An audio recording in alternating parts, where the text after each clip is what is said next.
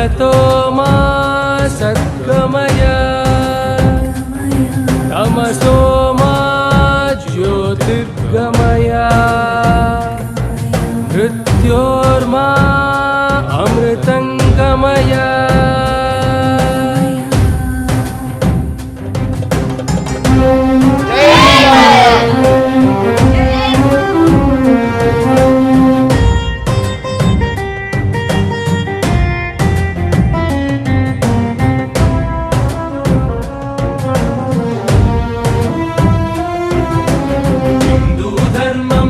सनातनं निरुपमानमिति नित्यनूतनम्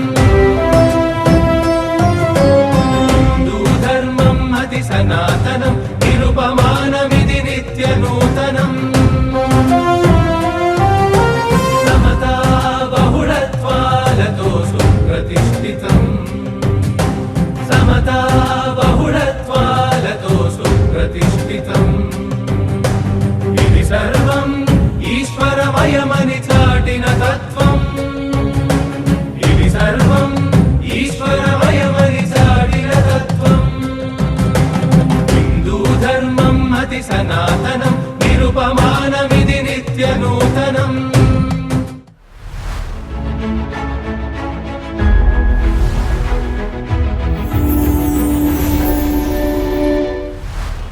మిత్రులారా, నేను ఆశ్చర్యం ఏంటంటే ఇది సనాతన కాహళి 5వ సమావేశం అయినప్పటికీ దాదాపుగా ఇవాళ ఉదయం నుంచి కూడా ఇది నిజమేనా అనేటువంటి ట్రాన్స్లో ఉన్నాను.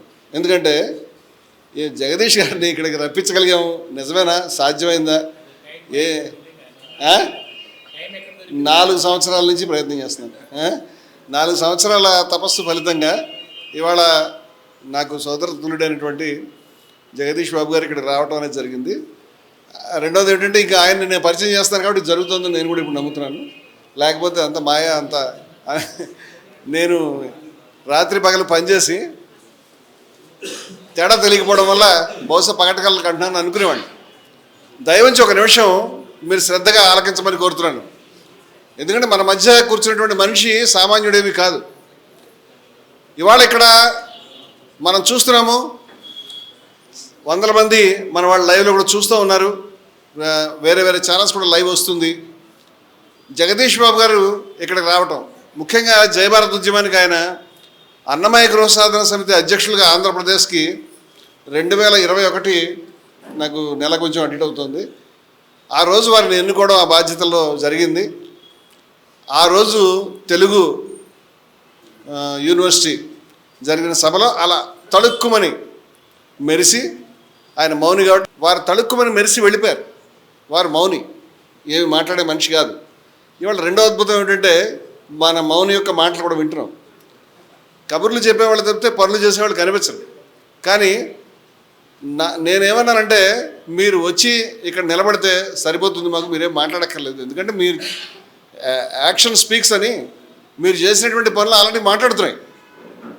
దక్షిణ భారతదేశంలో ఇవాళ కొన్ని లక్షల మందికి 3 లక్షల మందికి కృత్రిమ అవయవాలు ఇవ్వటం అనేది అది చిన్న విషయం కాదు.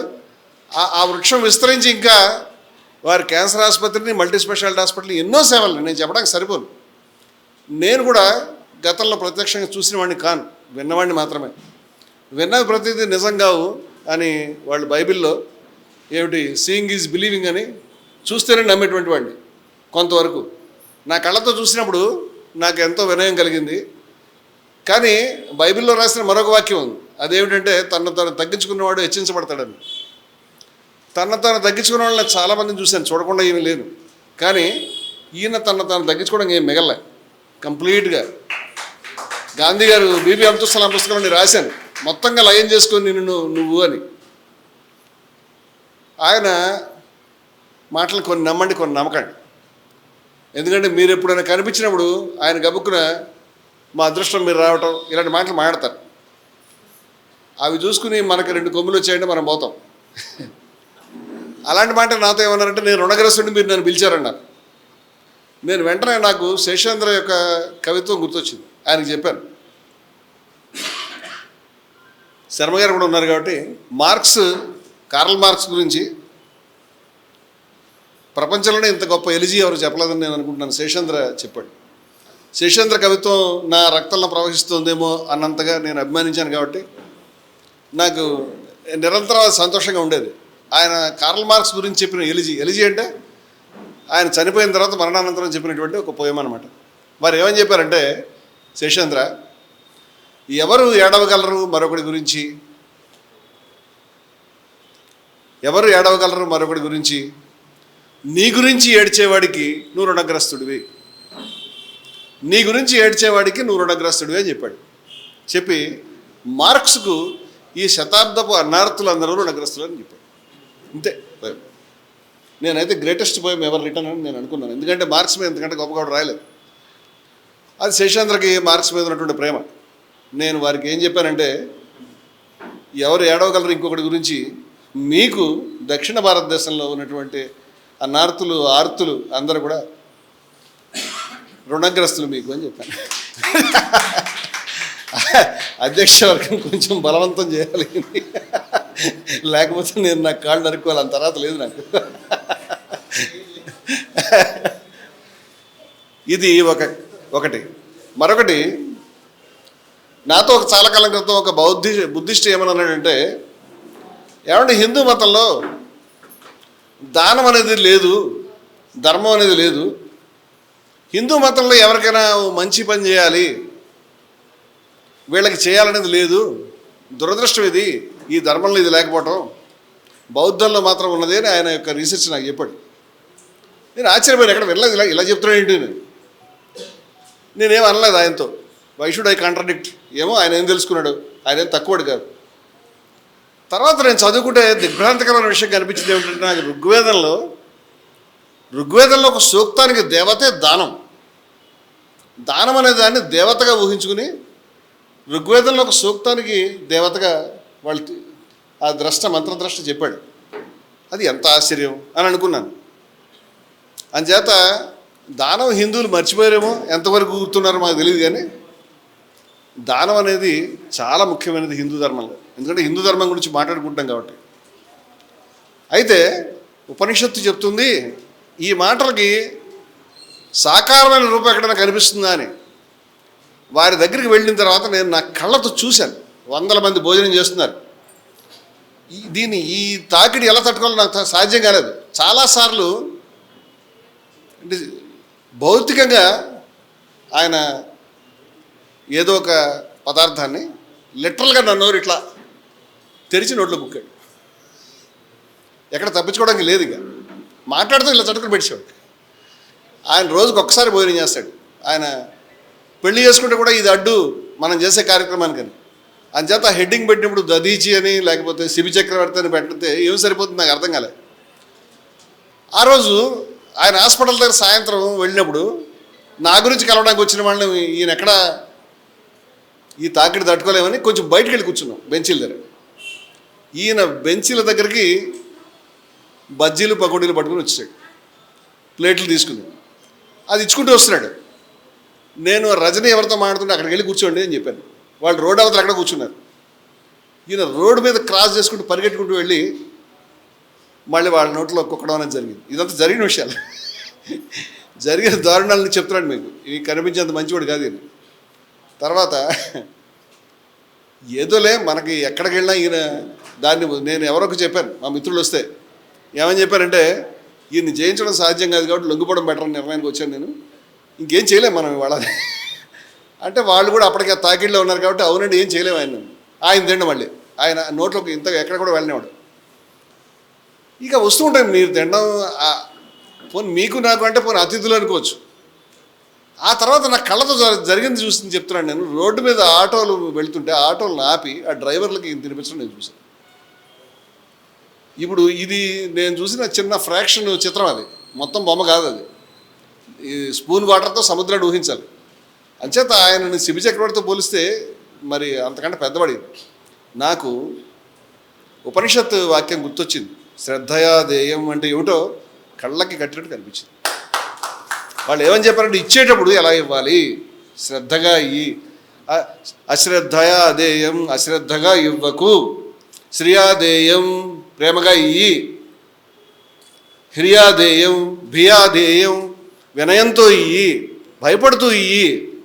దానం ఎట్లా చేయాలో చాలా ప్రేమగా ఈ కాగితం మీద అక్షరాలను మనం చదువుకున్నాం, కానీ నా కళ్ళ ముందు సాక్షాత్కరింపజేసినటువంటి మహానుభావుడు. అయ్యా, అదృష్టం మీ వంటి వారిని చూడడం, లేకపోతే నమ్మశక్యం కాదు ఇలాంటి వాళ్ళు ఉంటారని. ఏదన్నా కావ్యంలోనూ, నవలల్లోనూ, కథల్లోనూ, సినిమాల్లోనూ తప్పితే ఎక్కడ కూడా నిజ జీవితంలో వారి వంటి వ్యక్తిని చూడం మనం. ఎందుకంటే ఆయన ఐఐటి ఖరగ్పూర్లో చదువుకున్నటువంటి మహా విద్యావంతుడు. అటు సైన్స్ని చదవడమే కాకుండా ఇటు కృష్ణ యజుర్వేదాన్ని, వారి శాఖ అది, దాన్ని మొత్తంగా అటు నుంచి ఇటు శోధించి దాని మీద కమాండ్ తెచ్చుకున్నటువంటి వ్యక్తి. ఆయన ఏమి చిన్నవాడు కాదు, పండితుడు. అదే కాకుండా వారి మాతృమూర్తి, వారి వయసు 80ల పైన ఎంతో చెప్పారు, 86, 84 ఉంటుంది. ఆ తల్లికి కూడా దూరం నుంచి ఆవిడ రేఖామాత్రంగా ఆవిడ కనిపించడం నేను నమస్కారం పెట్టుకున్న అదృష్టవంతుడిని. ఈయన పుత్రుడు పొద్దున్న ఆవిడ చేతిలో పెట్టింది తింటాడు ఈయన, ఇంకా ఏమీ తినడు ఆ రోజంతా. సాయంత్రం దాకా ఇదే చిరునవ్వు, ఇలాగే ఉంటాడు మనిషి, పరుగులు పెడుతూ ఉంటాడు. ఈ రహస్యం ఏంటో నాకు తెలియలేదు. ఈయన లక్షల మందికి ఏదో కృత్రిమ అవయవాలు కల్పించడం అంటే అది మామూలుగా శ్రద్ధయా దేయం, ప్రేమగా శ్రీయాదేయం, మీ కళ్ళతో కనిపిస్తుంది అది. అక్కడ ఉన్నటువంటి వాళ్ళు ఈయనని దేవుడి కంటే ఎక్కువగా భావిస్తున్నారు. ఆ కనిపించిన వాళ్ళు ఏమీ లేని వాళ్ళు వస్తే వాళ్ళకి ఛార్జీలు ఇచ్చి మళ్ళీ వెనక్కి పంపిస్తున్నాడు ఈయన. ఛార్జీలు ఇచ్చి రప్పిస్తున్నాడు. ఇప్పుడు ఆయన దగ్గర చుట్టుపక్కల కనిపించినటువంటి ఉద్యోగులందరూ కూడా ఏదో ఒకటి లేనటువంటి దివ్యాంగులే. అన్నం పెట్టేవాళ్ళు, మాట్లాడేవాళ్ళు, నుంచునేవాళ్ళు, చివరికి వైద్యుల్లో కూడా నాకు దివ్యాంగులు కనిపించారు. నేను ఎక్కడ చూడలేదు. నేను ఇటువంటి జీవితంలో ప్రయోగాలు చేసి నా వల్ల కాక పక్కన పడేసినవాడిని అవక. ఎందుకంటే ఆయనంత శ్రద్ధ, ఆయనంత సహనం మనకాడిది వచ్చాయి. ఆ మహానుభావుడు వాళ్ళకి ఆటో మీద వెళుతూ ఆటో కొనిచ్చాడు. నాకు బతకడానికి లేదు, కాలిచ్చావు సరే అంటే, అంతే కదా అని ఒక ఆటో కొనిచ్చి ఇక్కడే తిరగమని చెప్పాడు. ఇట్లా ఎంతోమంది జీవితాలు నిలబెట్టినటువంటి ఒక మహర్షి ఆయన. అట్లాంటి మనిషి మన దగ్గరికి వచ్చాడంటే ఈ వ్యవస్థ యొక్క, ఈ సంస్థ యొక్క గౌరవంగా దీన్ని ఇక్కడ మనం కూర్చున్నామంటే మనం అంతా వీఆర్ ఆల్ హానర్డ్, మనం అంతా గౌరవించబడ్డాం. ఎందుకంటే మహనీయుడు వచ్చాడు మన దగ్గర, ఉత్తర రాడారు. ఈయన ఎవరికి ఇలా మాట్లాడే అవకాశం ఇవ్వడు. ఈయన ఇక మనకి ఎంతో కొంత తెలిసిన వాళ్ళు, తెలియని వాళ్ళు, దాని ఏమంటారు పండితులు, పామరులు, ఎటువంటి వారు వచ్చినా వారందరికీ కూడా చాలా గొప్ప మర్యాద, చాలా గొప్ప సత్కారం, చాలా గొప్ప ఆప్యాయత, చాలా గొప్ప ఆత్మీయత. రాత్రి 2 గంటలకు మేము వెళ్ళాం. నేను వెళ్ళే ఉద్దేశం లేదు, నేను శ్రీకాకుళం పోతున్నాను, మీరు నా దగ్గరికి రావాలని ఆయన శాసిస్తే రాత్రి 12 గంటల నుంచి మాకు ఆ గూగుల్ తిప్పుతూ ఉంటే సుమారు 40 నిమిషాలు ఆయన లైన్లో ఉన్నాడు. బా ఉండి నేను ఫోన్ పెట్టండి అంటే ఫోన్ పెట్టండి, మీకు ఏం కనిపిస్తుంది చెప్పండి, నాకు చెట్టు కనిపిస్తుంది, పుట్ట కనిపిస్తుంది, చెరువు కనిపిస్తుంది, కరెక్టే వస్తున్నారు రండి, మీకు ఎదురొస్తున్నాను అని రాత్రి 2 గంటలకు మమ్మల్ని రిసీవ్ చేసుకున్నాడు. నేను అనుకున్నా ఉంటారు కొంచెం పిచ్చి ఉండొచ్చు, కొంచెం అయితే ఓకే అనుకున్నాను. ఎక్కడ కొంచెం అసలు ఆ తర్వాత నేను చూసింది బిడ్డనే, మొత్తం అంతా పెద్ద మహాపర్వతం ఉందని నాకు అర్థమైంది. అందువల్ల అప్పటికప్పుడు మేము నిర్ణయించుకుని, ఆమెకి హై ఫీవర్ రన్ అవుతుంది రజనీకి, అది కాకుండా ఆమెకి గొంతు పెయిన్ ఉంది, అయినా సరే నేను ఆమెను ఒత్తిడి చేసి ఆ రోజు హాస్పిటల్ వరకు షూట్ చేయాలి, ఎంతో కొంత మన ఛానల్లో రావాలి, ఈ విషయం తెలియజేయాలి. మనం చిన్నవాళ్ళం పెద్దవాళ్ళం కాదు, చంద్రుడికి నూలు పోగులాగా ఈ విషయం బయటకు తెలియడంలో మన పాత్ర ఉండాలి. అలాగే వారిని నేను రిక్వెస్ట్ చేశాను, మీరు మాట్లాడకుండా ఉండిపోవడం అనేది గొప్ప ఆర్టే కావచ్చు, కానీ ఒకసారి మా గురించి మీరు మాట్లాడండి అంటే 2-3 రోజుల క్రితం ఆయనకి ఏదో కార్యక్రమం ఉండేకి వస్తాను అని అన్నాడు. ఆ రోజే ఇవన్నీ పెట్టుకుందాం అనుకున్నాను. ఆ రోజే అంటే రావట్లేదండి అని నేను బాధపడ్డాను. తర్వాత మరి వరం ఇచ్చినట్టుగా ఏమన్నా అంటే మీ గురించే వస్తాను అని చెప్పాడు. చెప్పినప్పుడు ఇలా మాట్లాడండి అన్నాను. మరి నాకైతే ఆయన అంతకుముందు ఏదైనా సభల్లో మాట్లాడి నేను నమ్మట్లేదు. ఎందుకంటే నా కళ్ళతో నేను అన్నమయ్య సభలో చూశాను, కానీ ఈ సభలో వచ్చి ఆయన మాట్లాడుతున్నాడు. ఇది చాలా గొప్ప విలువ అని నేను భావిస్తున్నాను. ఈ సభలో ఏముంది అని నేను ఇందాక నుంచి ఆలోచిస్తున్నాను. ఏముంది ఈ సభలో? What is here? నాకేమనిపించింది అంటే ఈ సభలో హిందూ మతం ఉంది అనుకుంటున్నాను నేను. హిందూ మతం భారతదేశంలో ఎక్కడ తలదాచుకోవడానికి నిలువ నీడ లేకుండా అయిపోయింది ఇవాళ. హిందూ మతం పేరు మీద గొడవ నడుస్తుంది, హిందూ మతం అక్కడ లేదు, దానికి సంబంధించినటువంటి విలువలు లేవు, దాని గురించి మాట్లాడేవాళ్ళు లేడు, దాని గురించి మాట్లాడే స్కాలర్ లేడు. ఇవాళ మహానుభావుడు బిర్లా మందిర్ ప్రధాన అర్చకుడు ఆయన వచ్చి శాలవ ఎంత ప్రేమ అండి, ఎంత ప్రేమగా ఆయన మాట్లాడిన 4 మాటలు ఓ పుస్తకం రాయొచ్చు, అంత మాట మాట్లాడేశాడు ఆయన. ఎవరితోనో మాట్లాడలేదు. ఆయన మనసు స్పందిస్తే అటువంటి మనస్వి అయినటువంటి వ్యక్తిని నేను అరుదుగా చూస్తాను. అలాగే నరసింహాచార్యులు గారు, అలాగే అమ్మ నారాయణమ్మ వారు, మా హీరో విజయశంకర్ స్వామి గారు, మా మోహన్ రావు గారు, శర్మ గారు, మా సోదరుడు ఈ బ్రహ్మకుమారిలు, ఎంత అద్భుతమైనటువంటి సభ ఇది. ఇవాళ ఇంత చక్కటి సభలో మనకి వాళ్ళు చూస్తుంటే నేను వారికి కూడా సోదరులు జగదీష్ గారికి కూడా నేను మనవి చేశాను. మీరు వ్యక్తుల యొక్క దేహాలకి మీరు వైద్యం చేస్తూ ఉన్నారు, కానీ ఇక్కడ దాకా నీళ్ళు వచ్చేసినాయి దేశంలో. ఇవాళ దయ ఉంచి మా యొక్క ఆత్మలకు కూడా మీరు వైద్యం చేయడం అనే విషయం మీరు ఆలోచించండి. ఇవాళ ప్రాచీనమైనటువంటి 1000 సంవత్సరాల నాటి ధర్మం ఇవాళ కొడిగట్టేటువంటి పరిస్థితి వచ్చింది. ప్రజలంతా మత్తులో ఉన్నాము. మతం మత్తుమందిని ఎవరో చెప్పారు. ఈ మత్తుమంది ఒక తెలియదు, కానీ ప్రజలైతే మత్తులో ఉన్నారు ఇప్పుడు. లేకపోతే ఇవాళ ఇంత దారుణం జరిగితే మీరు ఆశ్చర్యపోతారండి. బ్రహ్మాండమైనటువంటి కుంభమేళ జరిగింది. ప్రజలంతా కూడా ఏమి జరిగినా ఇది మనది, మా పార్టీ, మా హిందువుల యొక్క రాజ్యము, మా హిందువుల యొక్క సామ్రాట్ గారు రాజ్యం చేస్తున్నాడు, ఏం జరిగినా గొప్పే, ఏం తప్పు జరిగినా అవతల వాళ్ళదే అని చెప్తా ఉన్నారు. కుంభమేళా స్టార్ట్ అయినప్పుడు కేంద్ర మంత్రులు ఏమని చెప్పారంటే, పాకిస్తాన్ వాళ్ళు చాలా ఆశ్చర్యపడి నోరు తెరిచారన్నారు. ఏంటి నోరు తెరిచింది ఎప్పుడు? నేను ఆశ్చర్యపడ్డాను, అలా ఉందా నిజమా అని. ఆ తర్వాత ఎందుకు నోరు తెరిచారు నాకు అర్థమైంది. ఎందుకంటే అగ్ని ప్రమాదం జరిగింది, అక్కడ కుంభమేళాలో తొక్కిసినట్లు జనం చచ్చిపోయారు, స్నానఘట్టాల జనం చచ్చిపోయారు.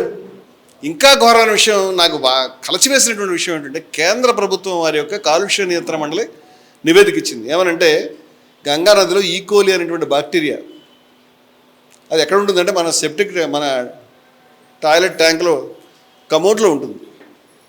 ప్రమాదకరమైన స్థితిని దాటింది, స్నానం చేయడం చాలా డేంజర్ అని కేంద్ర ప్రభుత్వం యొక్క కాలుష్య నియంత్రణ మండలి నివేదిక ఇచ్చింది. పత్రికల్లో ఫోటోలు వచ్చినాయి. గంగానదిని ఆక్రమించే అమ్మవారిని, అది కూడా కుంభమేళా సమయంలో. దానికి ప్రభుత్వం వారు స్వయంగా టాయిలెట్లు శౌచాలయాలు కట్టించి ఆ గొట్టాలన్నీ గంగానదిలో వదిలిపెట్టారు. భక్తులు స్నానం చేస్తారనే దాక్షిణ్యం లేకుండా ఇంత దారుణం జరిగితే హిందువులు ఏమి, it's not an issue at all.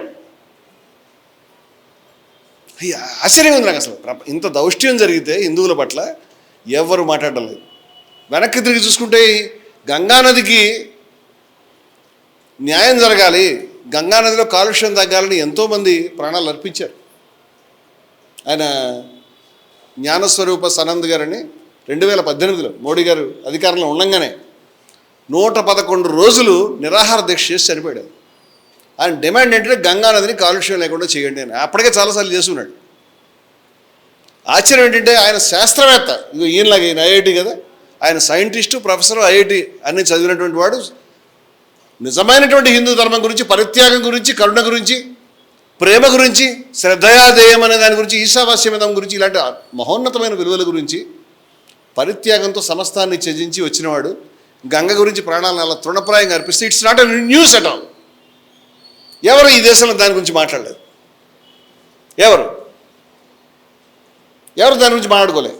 గంగానది కుంభమేళా సమయంలో ఇంత దారుణమైనటువంటి దుర్మార్గం జరిగితే, ఆ తిరుపతి లడ్డు తొక్కిసాడు జరిగితే నాట్ ఎట్ ఆల్ న్యూస్. అధికారంలో ఉన్నటువంటి వాడు మరొకడైతే కనుక వెంటనే ఇష్యూ అవుతుంది. ఇంకా ఘోరం చెప్తాను, బంగ్లాదేశ్లో జరుగుతున్నది హిందువుల పట్ల అన్యాయము. అధికారంలో ఉన్నది హిందూ సామ్రాట్ గారు కాబట్టి అది నేరం కాదు. ఆశ్చర్యం, అది ప్రతిపక్షాల నేరం. వాళ్ళు ఏం చేయగలుగుతారు? టీవీ చర్చల్లో ఎలాంటి మాటలు మాట్లాడుతున్నారంటే, ఇంతకాలం నుంచి అధికారంలో ఉన్నారు మీరు, ఇప్పుడు ఈ 10 ఏళ్ళ నుంచి మేము విముక్తి చేసామని. ఏమి లేరు అలా అధికారంలో. 10 సంవత్సరాలు వాజ్పేయి గారు పరిపాలించాడు, మీకు తెలియదేమో. 2 ఎలక్షన్స్ నెగ్గాడు ఆయన. అంతకుముందు జనతాదళ్ళు మీ యొక్క మద్దతుతోటి నడిచినాయి. ఇవాళ సడన్గా ఇప్పటిదాకా ఉన్నదంతా దుర్మార్గ ప్రభుత్వాలు కొత్తగా చెప్తున్నారు, రేపు పొద్దున్న ఇంకేం చెప్తారో తెలియదు.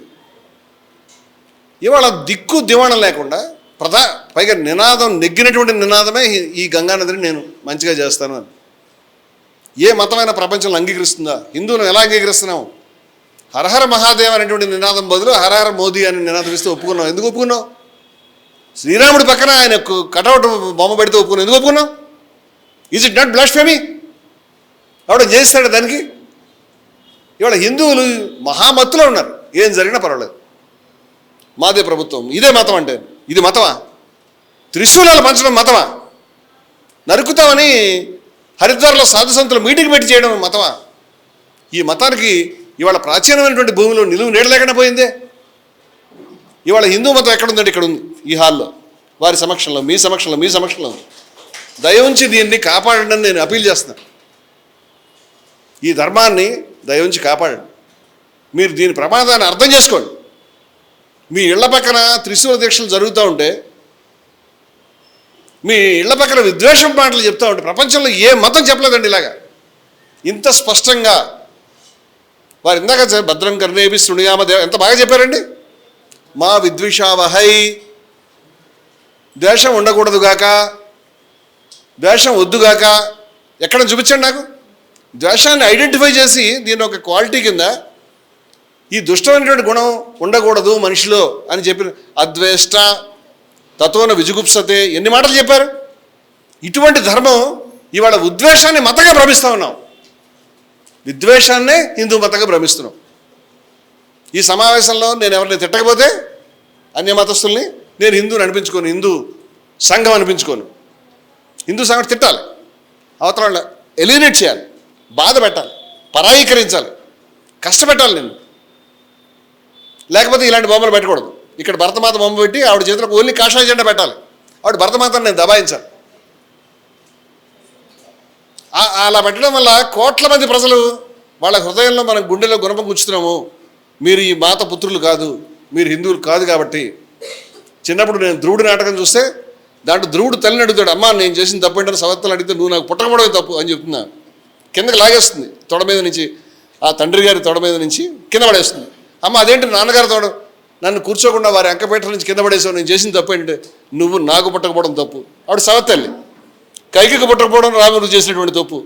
అలాగా ఇవాళ ఈ దేశంలో భారతమాతని చాలామందికి సవత్తలుగా మారుస్తున్నటువంటి వాళ్ళు ఎవరు? అవసరం ఉందా ఆ విధంగా చేయడానికి? వాళ్ళ ఆవేదన కష్టాన్ని చూసేవాడు లేడా?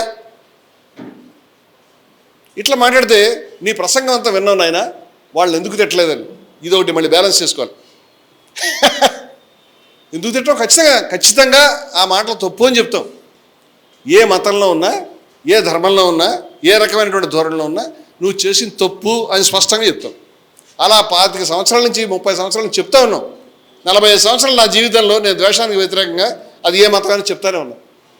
ఒక పావు గంట అర్ధగంట టైం ఇస్తే మొత్తం హిందువులు నరికి పోగులు పెడతానంటే ఒక మూర్ఖుడా.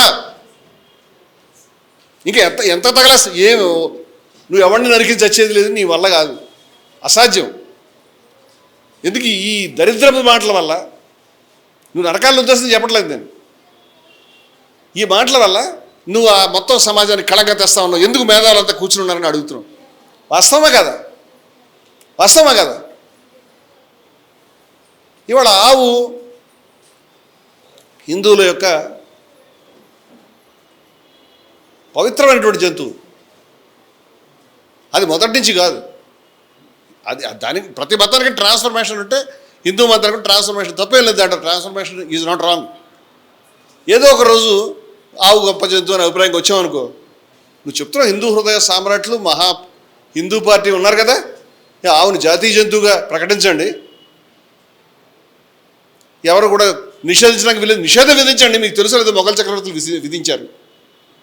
మీకు తెలుసు లేదు మొన్నటిదాకా మీరు ఆర్టికల్ 370 రద్దు చేసేదాకా కాశ్మీర్లో గోవధ నిషేధం ఉంది. ఆర్టికల్ 370తో పాటు అది పోయింది. ఆశ్చర్యం. చెయ్యండి, ఎవరు ఆపారు మిమ్మల్ని? ఎవరి మీద? ట్రక్కుల లారీల మీద ఎగబడ్డం ఎందుకు? కనిపించినట్టు కొట్టడం ఎందుకు? చంపడం ఎందుకు?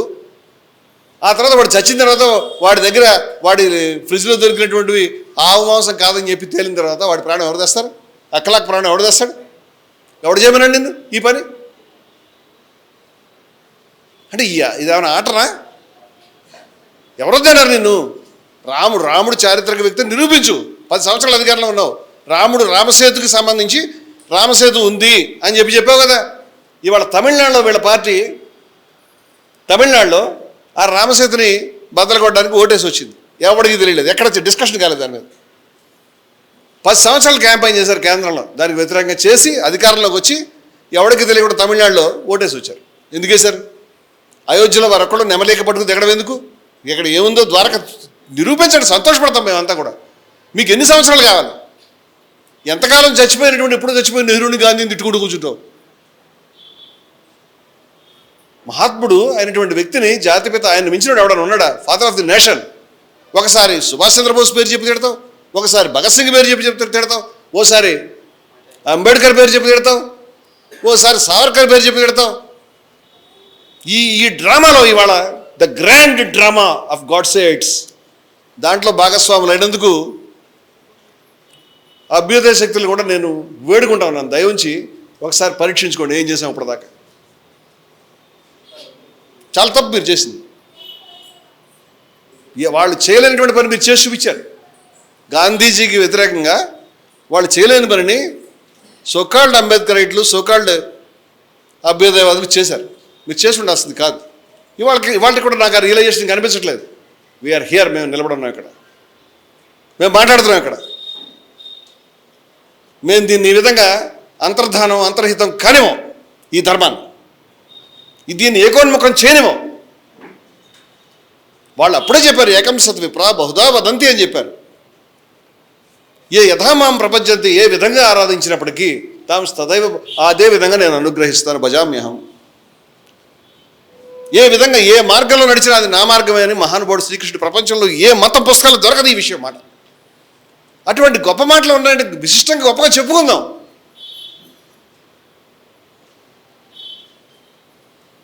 కానీ దాని పేరు మీద విద్వేషాన్ని రేకెత్తించేటువంటి చాలా దయ ఉంచి హిందూ మతాన్ని కాపాడడానికి మిత్రులంతా కూడా చూస్తున్న వాళ్ళు, ఛానల్లో చూస్తున్నటువంటి వాళ్ళు, ఈ సభని వీక్షిస్తున్నటువంటి వాళ్ళందరికీ నేను అప్పీల్ చేశానంటే, విద్వేషం ఇవాళ మతం పేరు మీద చాలామణి అవుతూ ఉన్నది. కృష్ణుడి పేరు మీద పౌండ్రక వాసుదేవుడు వచ్చాడు, మోసం జరుగుతూ ఉన్నది. దయవుంచి దీన్ని గుర్తుపట్టండి. మీరు గుర్తుపట్టకపోతే ఒక హత్యకి, ఒక బ్రహ్మాండమైన ప్రాచీనమైన ధర్మం యొక్క హత్యకి మనం అంతా కూడా బాధ్యులమవుతాము. ఆ పని జరగడానికి వీల్లేదు. ఏనాటి నుంచో ఎన్నో గొప్ప విషయాలు చెప్పినటువంటి ధర్మం ఇది. అయం నిజ పరో వేది గణనా లఘుచేతసాం. కొద్ది బుద్ధులు ఉన్నవాళ్ళు మాత్రం వాడు నావాడు నీవాడు అని అంటారు. ఉదార చరితానంతో వసుదైక కుటుంబకం. మొత్తం భూమి అంతా కూడా ఒకటే కుటుంబం. ఈశావాస్యమిదం సర్వం. ఇన్ని విషయాలు చెప్పారు. ఎవరైతే తనలో ఎస్తు సర్వాణి భూతాన్ని ఆత్మన్యమ అనుపశ్యతే, తనలో సమస్త సృష్టిని చూసుకోవాలి. తతోన విజుగుప్సతే తత్ర కోమోహ కాశం. ఏ మాటలు ఇవన్నీ కూడా, ఎంత గొప్ప మాటలు ఇవన్నీ కూడా, ఎక్కడైనా ఉన్నాయని అడుగుతున్నాను నేను. ఇటువంటి ధర్మానికి ఇటువంటి విషము ఇవాళ పిందెలు ఎట్లా పుట్టినాయి? ఇవాళ వాళ్ళు కార్యక్రమాలు చేస్తుంటే వాళ్ళ మీద దాడి చేస్తున్నారు, బ్రహ్మకుమారుల మీద. షిరిడీ సాయి మహానుభావుడు అందరినీ మంచి మార్గంలో నడవండరు బాబు, సబ్కా మాలిక్ ఏక్ అని చెప్పాడు. ఆయన ఎవడన్నా కన్వర్ట్ చేశాడా? ఇవాళ ఆ మహనీయుడి విగ్రహాలని వాళ్ళకి చేతులు ఎలా వచ్చినాయి? వాటిని చుట్టి గంగలో పడేశారంటే దీన్ని ఏమనాలి అంటున్నాను నేను. దీన్ని ఏమనాలి? అలా లేదే, అలా లేదు. యేసుక్రీస్తు ఏం చెప్తే మాకేమైంది? ఆనో భద్రా ఎత్తు విశ్వత క్రతవో ఎంతు విశ్వత. ఎక్కడెక్కడ మంచి మాటలు, ఎక్కడెక్కడ మంచి పనులు జరిగితే మాకు కావాలని చెప్పారు మా ప్రాచీనులు. యేసుక్రీస్తు కొండ మీద ప్రసంగం నాకు కావాలి. దాంట్లో మంచి చెడ్డ విషయాలు అక్కర్లేదు నాకు. ఈ గాలి, కిటికీలు తెరిచాం, ఇంక గాలి రావాలి లోపలికి, అక్కడ కూడా రావాలి. కానీ ఆ గాలి నన్ను ఎగరేసి కింద పడేయకూడదు, ఈ ఇల్లంతా కింద పడేయకూడదు. ఇంకొక విషయం మనవి చేస్తాను నేను పండితులకి చెప్తాను, ఎందుకంటే ప్రజలకు తెలిసిన విషయాలు ఇవన్నీ కూడా. చాలామంది ఏమనుకుంటున్నారో నాకు తెలియదు, కానీ హిందూ మతానికి మనుధర్మానికి చాలామందికి తేడా తెలియదు. హిందూ మతం మనుధర్మం ఒకటే అనుకునేటువంటి ఎర్రిబోగుల వాళ్ళకి చేసింది చాలు. ఎంతకాలం చేస్తారు ఈ పని? మీరు చేసినటువంటి పని వల్ల నాశనం అయింది. ఇంకెంతకాలం నాశనం చేస్తారు? హిందూ ధర్మం మనుధర్మం ఒకటి. మనుస్మృతి అనేది ఒక పుస్తకం. మరి మనుధర్మమే హిందూ ధర్మం అయితే ఋగ్వేదంలో సమాన సూక్తాన్ని ఎవరికి ఇస్తావు? ఋగ్వేదంలో సమానత్వ సూక్తాన్ని ఎవరికి ఇస్తావు? యహేవ తర్జిత సర్గో యశాం సామ్య స్థితం మనహ నిర్దోషం ఈ సమం బ్రహ్మ అని గీతలో ప్రకటించి సమానత్వాన్ని బ్రహ్మస్థితికి తీసుకెళ్ళిన వాడిని దాన్ని ఎవరికి ఇస్తావు అని అడుగుతున్నాను నేను. సమానత్వాన్ని దేవుడిని ఎవడని చెప్పాడా? దానాన్ని దేవతగా ఎవడని చెప్పాడా? ఎవరని చెప్పారా? చూపించండి నాకు ఎక్కడైనా ఉంటే. దేవుడు నన్ను చూసి భయపడమైనటువంటి దేవుడు కనిపిస్తాడు బయట మాకు. ఇవాళ ఇంత గొప్ప ధర్మాన్ని తీసుకెళ్ళి ఏట్లో పోస్తున్నావే. ఋగ్వేదంలో శూద్రులు ఉన్నారు, ఋగ్వేద ఋషికల్లో మహిళలు ఉన్నారు, శూద్రులు ఉన్నారు అని చెప్పి నేను చెప్తే మీకు అందరూ నమ్మకపోవచ్చు. బాబాసాహెబ్ అంబేద్కర్ చెప్పాడు. ఆయన స్వయంగా పరిశోధన చెప్పాడు. ఇవాళ మహిళలకి లేకపోతే శూద్రులకి పనికిరాదు, వాళ్ళకి పనికిరాదు అనేటువంటి దౌర్భాగ్యం మధ్యలో వచ్చింది. తీసేస్తాం దాన్ని. ఈ గఫార్ ఖాన్ భవన్ కొంతకాలం పాటు మేము రాలేదు, పని చేయలేదు అనుకో, చెత్త వస్తుంది. ఏం చేస్తావు? మీ ఇంట్లో ఏం చేస్తావు? నువ్వు తాళం వేసుకుని వచ్చావు, దుమ్ము వచ్చింది, ఏం చేస్తావు? తుడుస్తావు. తుడిచి ఆ ఇంట్లో శుభ్రంగా వాడుకుంటావు. ఇదే నా విధానం? దుమ్మే ఇల్లు అనుకుంటావా? నాకు అర్థమయ్యేలా చెప్పు. ఇవాళ ఇదే అదే అనేటువంటి దాకా వచ్చావు. తప్పది. That is very wrong. You made a mistake. Please don't do it. ఆ పని చేయొద్దు. దేన్ని ద్వేషించకూడదు.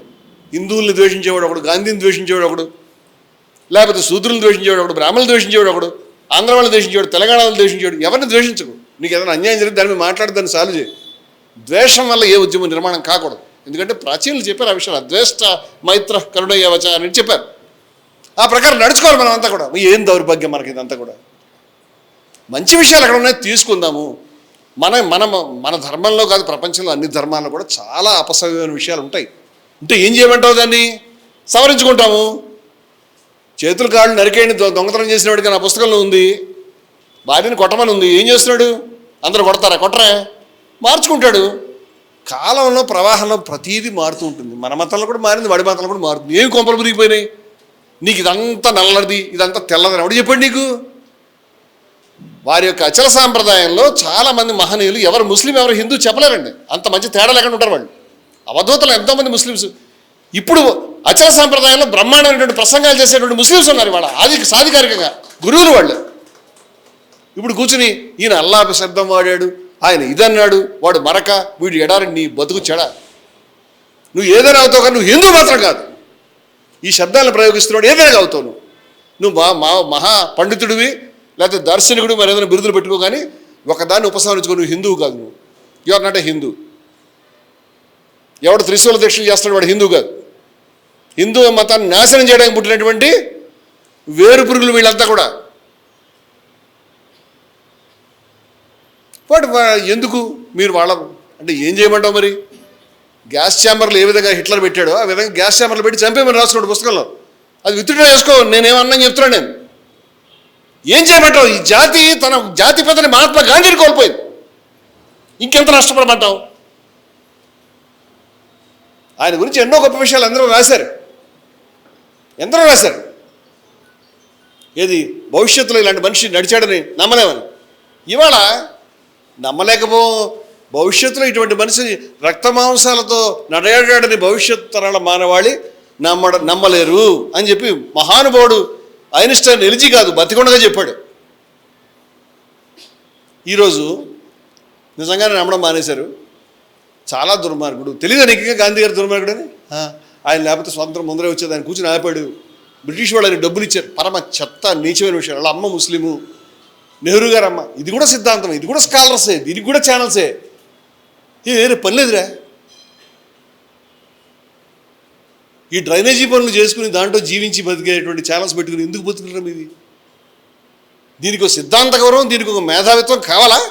సిగ్గుందా అసలు మీకు మీరు మాట్లాడేదానికి? గాంధీ గారి గురించి ఆయన చనిపోయినప్పుడు రాజగోపాలాచారి చెప్పిన మాట నాకు గుండెని పిండిస్తుంది. ఆయన ఏం చెప్పాడంటే గాంధీ గారి గురించి, ఆయన మంచం మీద చనిపోలేదు, ఆయన పడుకుని చనిపోలేదు, ఆయన నిలబడి చనిపోయాడు. నిలబడినప్పుడు 3 బుల్లెట్లు తాకినాయి. యుద్ధరంగం అది. గాంధీ చెప్పాడు. ఆయన జీవితాంతం మహాత్ముడు అనే మాట ఒప్పుకునేవాడు కాదు. దుర్వాసనలాగా నాకు ముక్కు తగులుతోంది అనేవాడు. ఆయన ఆశ్రమంలో బ్యాన్ చేయించాడు ఆ మాటను. బయట మహాత్ముడు అనొద్దు అన్నప్పుడల్లా ఎక్కువ మంది అన్న మొదలెట్టారు. దాంతో భయపడి అన్న మానేశాడు. ఆయన ఏ రోజు తన మహాత్ముడు అనుకోలే. కానీ చచ్చిపోయి ముందు రోజు చెప్పాడు అక్కడ ఉన్నటువంటి అమ్మాయికి, అమ్మా నేను కనుక పడకుర్చీ మీద చచ్చిపోతే, మంచం మీద చచ్చిపోతే నువ్వు ఇల్లు కప్పెక్కరి చెప్పాలి ఈయన మహాత్ముడు కాదు. నేను యుద్ధరంగంలో చచ్చిపోతే, నా పెదవుల మీద రామనామంతో చచ్చిపోతే అప్పుడు నేను మహాత్ముడు నువ్వు చెప్పచ్చని పర్మిషన్ ఇచ్చాడు. ఆయన పెట్టుకున్నటువంటి ప్రమాణాన్ని ఎవడు అందుకోగలుగుతాను అందుకున్నాడు. రాజగోపాలాచారి అంటాడు మంచం మీద చచ్చిపోలేదు, నిలబడి చచ్చిపోయాడు. నిలబడి కూడా చచ్చిపోలేదు, నడుస్తూ చచ్చిపోయాడు. నడుస్తూ చచ్చిపోవడం కూడా కాదు, ఆయన దేవుడి దగ్గరికి ప్రార్థనా సమావేశానికి వెళ్తున్నాడు.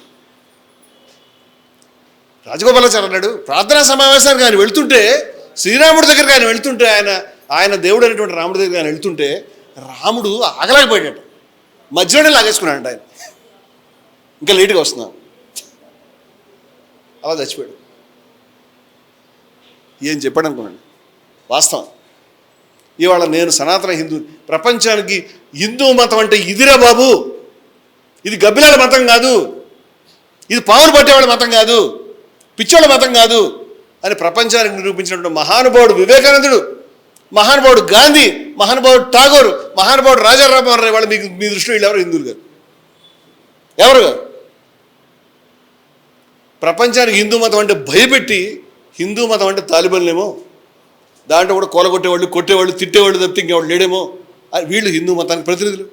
వీళ్ళు మీటింగ్ పెట్టుకుని రక్త నదులు పారించడం చెప్తున్నారు ఓపెన్గా. నువ్వు సైలెంట్గా ఎందుకు అడుగుతున్నాను నేను. ఈ ధర్మం నశిస్తా ఉంటే మనం సైలెంట్గా ఉండొచ్చా? అందరినీ వేడుకుంటున్నాం, దయ ఉంచి మీ జీవితంలో కొంత భాగాన్ని పెట్టండి.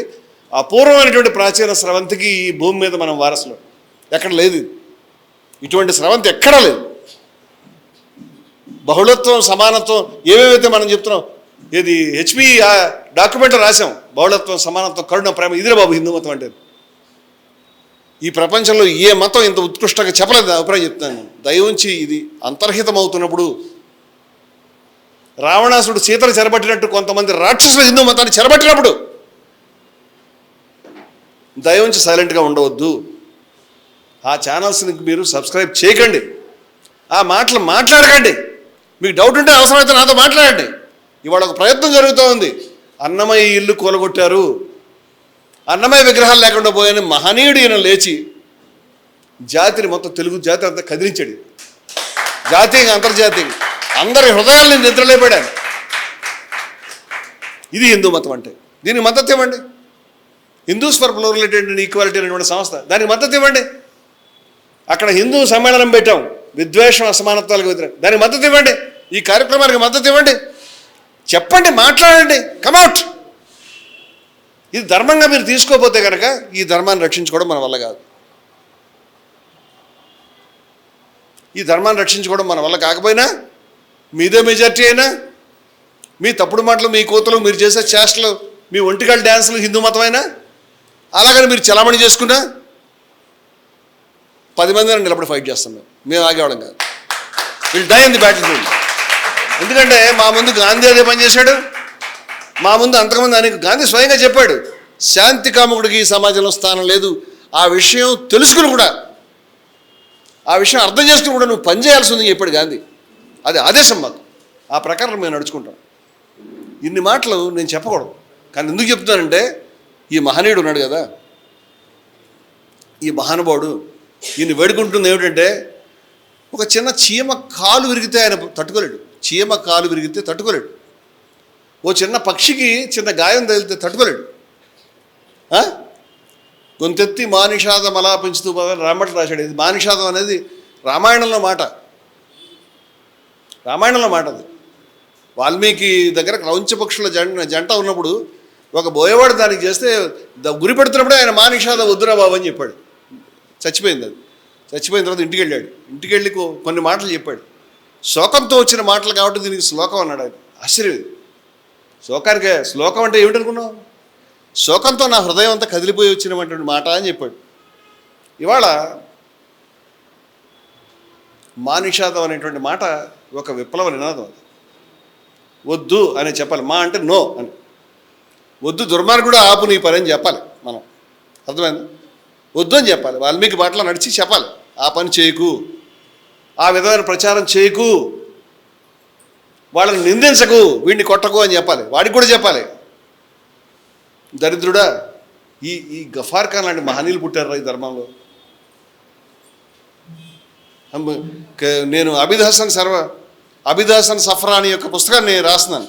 బహుశా ఈ 15 రోజులు దాన్ని ఆవిష్కరింపజేస్తా. సాఫ్రాన్ అంటే కాషాయం రంగు. అబిద్ హసన్ సాఫ్రాని మనకు జై హింద్ నినాదం ఇచ్చాడు. ఆయన హిందూ మతం యొక్క సోదరులకి ఒక అడుగు ముందుకు వేసి నేను మీరు ఒకటే అని చెప్పడానికి తన పేరులో కాషాయం కలుపుకుని అబిద్ హసన్ సాఫ్రాని పేరు మార్చుకున్నాడు. యుద్ధ వీరుడు ఆయన, చచ్చిపోవాల్సినాడు. ఆయన గురించి ఎవరికి తెలియదు. హైదరాబాదీ ఎన్నో ఎంతో గొప్ప అద్భుతమైన జీవితం అయింది. ఎలాంటి మహనీయులు ఉన్నారు. మక్బూల్ షర్వాణి, బీబీ అబ్దుస్సలాం ఉంది, ఎందరు మహనీయులు ఉన్నారు. వీళ్ళు ఎవరి గురించి చెప్పకుండా ఈ దరిద్రం అంతా ఏమిటి, ఈ దరిద్రం అంతా ఏమిటి? నీకు చెప్పేవాళ్ళు వినేవాడు కాదు నువ్వు. అంచేత మేము చెప్తున్నాము, వాళ్ళకు కూడా చెప్తాం. నీ మతంలోకి ఎవడన్నా గొప్పవాడు మనసు మారితే మారతాడు, ఏం వరి ఏం లేదు, నువ్వేం కంగారే పడకు. నీ మతంలో ప్రవచనాలు నచ్చితే మారతాడేమో వాడి హృదయాన్ని. దాన్ని ప్రోగ్రామ్గా తీసుకుని, టార్గెట్లు పెట్టుకుని, డబ్బులు తీసుకుని, ప్రలోభాలు పెట్టి ఈ ఈ ఈ నెలలో ఇంతమంది నీ టార్గెట్ నీకు అని నువ్వు చేస్తున్నటువంటి మతాంతరీకరణ కార్యక్రమము దైవ వ్యతిరేకము, మానవ వ్యతిరేకం. ఆ విషయం అర్థం చేసుకోండి. మతం మారడం ఆ విధంగా జరగకూడదు. అసలు మతం మారాల్సిన పని లేదని బుద్ధునుడు ఎవడని చెప్తాడు. ఏ మతం ఎవడన్నా? వివేకానందుడు చెప్పాడు, నా మతమే ఉండాలి, నీ మతం ఇంకెవడు ఉండకూడదంటే నేను చూసి జాలి పడుతున్నాడు నాయన, నేను చూసి జాలి పడుతున్నాడు. అలా సాధ్యం కాదు, అలా అవ్వదు. మొక్క అలా పెరుగుతూ ఉండాలి. మొక్క సూర్యరశ్మిని తీసుకుంటుంది, మొక్క నీళ్ళని తీసుకుంటుంది, మొక్క మట్టిని తీసుకుంటుంది. కానీ అది మొక్క మట్టి అయిపోదు, మొక్క నీళ్ళు అయిపోదు, మొక్క సూర్యరశ్మి అయిపోదు. మొక్క తనదైన పదార్థంగా, ప్లాంట్ మెటీరియల్ మొక్క పదార్థంగా మార్చుకుని పెరుగుతుంది. అదేవిధంగా నువ్వు తీసుకో, వేదాన్ని తీసుకో, ఉపనిషత్తుని తీసుకో, గీతను తీసుకో, లేకపోతే శర్మనాంది మౌంట్ కొండమే ప్రసంగం తీసుకో, ఖురాన్లో మంచి వాక్యాలు తీసుకో, బౌద్ధ ఆర్యసత్యాలు తీసుకో, మహావీరుడి యొక్క ప్రవచనాలు తీసుకో, ఏదైనా తీసుకో. నా అభిప్రాయం చెప్తున్నాను. నాకు పర్మిషన్ ఋగ్వేదం నుంచి ఉంది. అనో భద్ర క్రతమో ఎంతో విశ్వధానం వారే ఇచ్చారు నాకు పర్మిషన్. ఎక్కడైనా కానివ్వండి, మనకు కావాలి తీసుకో, నీదైన పద్ధతిలో నువ్వు పెరుగు. నువ్వు వెళ్ళిపోయి దాంట్లో దూకాల్సిన అవసరం లేదు, దీంట్లో దూకాల్సిన అవసరం లేదు. ఎవరికైనా చెప్తాం, వాడికి కూడా చెప్తాం. ఇది ప్రెషర్స్ క్రియేట్ చేస్తారు మీరు సొసైటీలో. ఈ రకమైనటువంటి పద్ధతుల్ని సృష్టించి మీరు ఒత్తిడి క్రియేట్ చేస్తూ ఉన్నారు. ఎవడో వచ్చి మోడీని చంపేయండి, అమిత్ షాని చంపేయండి. నేను చూశాను ఆ వీడియో, నేను చూసి షాక్ అయ్యాను. ఆ మాటలు ఎటువంటి ఇంప్రెషన్ నీ సామాజిక వర్గానికి, నీ వర్గానికి ఎటువంటి ఇంప్రెషన్ కోట్లాది మంది ప్రజల్లో కలిగిస్తున్నాయని నువ్వు పట్టించుకోలే. పిచ్చి మాటలేవన్నీ కూడా. ఈ మాటల వల్ల ఇవాళ సమాజంలో ద్వేషం, విషం పెరిగిపోయినాయి. వాళ్ళంతా దుర్మార్గులు, వాళ్ళని ఫస్ట్ మారమనండి, వాళ్ళకి చెప్పండి. ఇది వీళ్ళని ఫస్ట్ మారమనండి. మురికితో కడగలేవు నువ్వు. వాడిని చూసి ఇమిడియట్ కావక్కర్లే, దేన్ని చూసి నువ్వు అది కావక్కర్లే. పావురము గద్దను చూసి గద్దలా మారిపోక్కర్లే, చీమను చూసి చీమలా మారిపోక్కర్లే. నువ్వు నీ మతానికి, నీ ధర్మానికి ఉన్న విశిష్టత ప్రకారం నువ్వు ఉండు. నువ్వే చెప్తున్నావు కదా విద్వేషం అక్కడ ఉంది, వాడు దుర్మార్గుడు, నువ్వు ఎందుకు ఇంప్లీట్ చేస్తున్నావు వాడిని? Why do you become Taliban? Taliban is a Taliban, whether he is a saffron Taliban, as a green Taliban, or a blue Taliban, whatever he is. అతను ఖచ్చితంగా దుర్మార్గుడు అవుతాడు, సమాజానికి పనికిరాడు, ఈ విద్వేష పద్ధతిని అంగీకరించము అని చెప్తున్నాడు. అందువల్ల వారికి నేను సభాముఖంగా మనవి చేసేది ఏమిటంటే, దయ ఉంచి ఏ విధంగా లక్షలాది మంది ప్రజానీకానికి భౌతికంగా మీరు అండగా నిలబడ్డారో, వేల సంవత్సరాల ధర్మానికి, విలువలకి జరుగుతున్నటువంటి దానికి కూడా మీరు ఈ ఒక్క విషయంలో మౌనిగా ఉండకుండా మా నిషాద అనండి. మీరు ఆల్రెడీ సుఖదుఖే సమయకృతం అని ఆశించింది ఏమీ లేదు. నాకు తెలిసి సుఖాన్ని దుఃఖాన్ని సమానంగా తీసుకుని చేస్తున్నారు. తతో యుద్ధస్వ ఆయన కృషి యుద్ధం అద్భుతంగా చేస్తున్నారు. దయవంచి బౌద్ధిక రంగంలో, మిగతా రంగాల్లో కూడా వారి కృషి విస్తరించాలని, వారితో కలిసి, సోదరులతో కలిసి నడవాలని, వారి యొక్క సన్మనుష్య మనోయథ అని రామాయణంలో భరద్వాజ నిశామయ అని స్నానం చేద్దామని మహానుభావుడు బయలుదేరుతూ ఒక దగ్గరికి వచ్చి చెప్తాడు. ఏమని చెప్తాడంటే, ప్రసన్నాంబు, చాలా తేటగా ఉన్నాయి నీళ్లు అని చెప్పి, సన్మనుష్య మనోయథ, ఒక మంచి మనిషి మనస్సులాగా నిర్మలంగా ఉన్నాయి, ఇక్కడ చేద్దాం స్నానం అంటే. అటువంటి మంచి మనిషి మన మధ్య ఉన్నాడు వాడు. ఆ మంచి మనిషి మనసులో మనం అంతా ఇప్పుడు కాసేపట్లో స్నానం చేస్తాం. అందుచేత కొండకి అద్దం పెట్టి చూపించినట్టుగా ఆయన్ని గురించి చూపించడానికి నాకు పదాలు సరిపోవు. ఆయనకు కొన్ని విజ్ఞాపనలు మాత్రమే నేను సభాముఖంగా చేశాను. నా వల్ల అయినంత వరకు నేనైతే ఆయన వదిలిపెట్టను, మీరు కూడా వదిలిపెట్టకండి. అది చెప్తూ వారి మాటల్ని వినేటప్పుడు రామకృష్ణ పరమహంస దగ్గరికి వాళ్ళ అబ్బాయిని తీసుకొచ్చి స్వీట్లు తింటున్నాడండి, మానేమని చెప్పండి అని చెప్పారు. చెప్తే బుధవారం రమ్మనండి చెప్పాడు. ఆయన ఇలా చెప్పాడు ఏమిటి అనుకుని, ఎవరైనా వీళ్ళు తిక్కలుగానే ఉంటారు కదా అవధూతలని, బుధవారం వచ్చారు. బుధవారం వస్తే ఆయన వాళ్ళని చూసి ఎగదిగా, అలా కాదు, మళ్ళీ 20 రోజుల తర్వాత టైం పెట్టి అప్పుడు రండి అన్నాడు. అప్పుడు వెళ్ళారు. 4 సార్లు తిప్పిన తర్వాత ఆ పిల్లోడిని పిలిచి, నాన్న స్వీట్లు తింటే కనుక చాలా ఇబ్బందులు వస్తాయి, చాలా సమస్యలు వస్తాయి, ఆరోగ్యానికి హానికరం అది, నువ్వు మానేసాయని వాడు తలని మీరు చెప్తే వాడు మంత్రముగ్ధుడై మానేశాడు. వాళ్ళ అమ్మ నాన్న వచ్చి ఈ ఒక్క మాట చెప్పడానికి మమ్మల్ని 2 నెలలు ఎందుకు తిప్పేవాళ్ళు.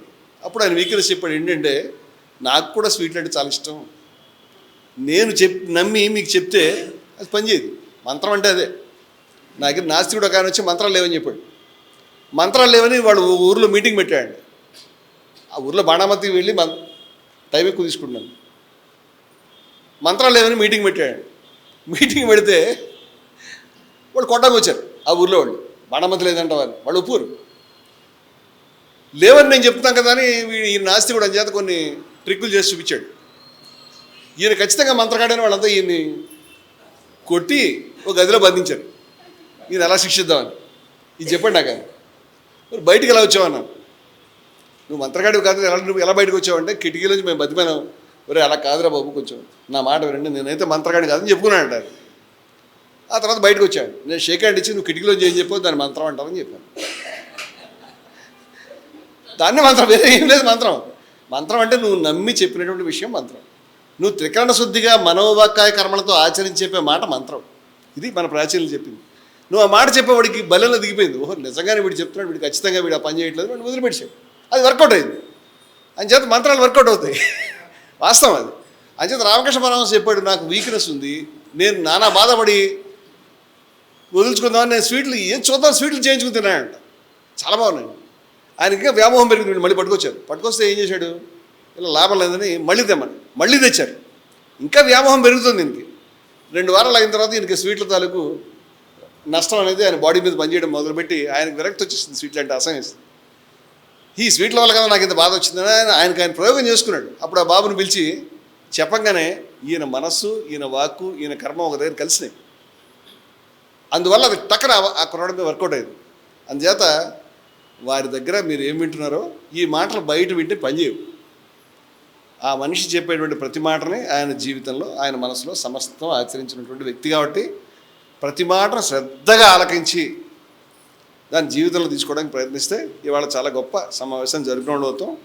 నేను చాలా ఎక్కువసేపు మాట్లాడినందుకు సభాసదులని, మిత్రులందరినీ కూడా క్షమించమని అడుగుతూ, ఇది అవసరం కాబట్టి మాట్లాడాను.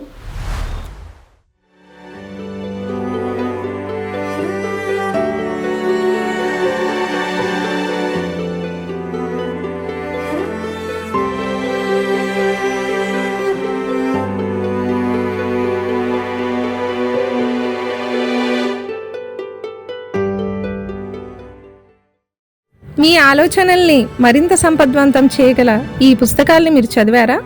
ప్రతులకు జై భారత్ పబ్లికేషన్స్, 9848030089.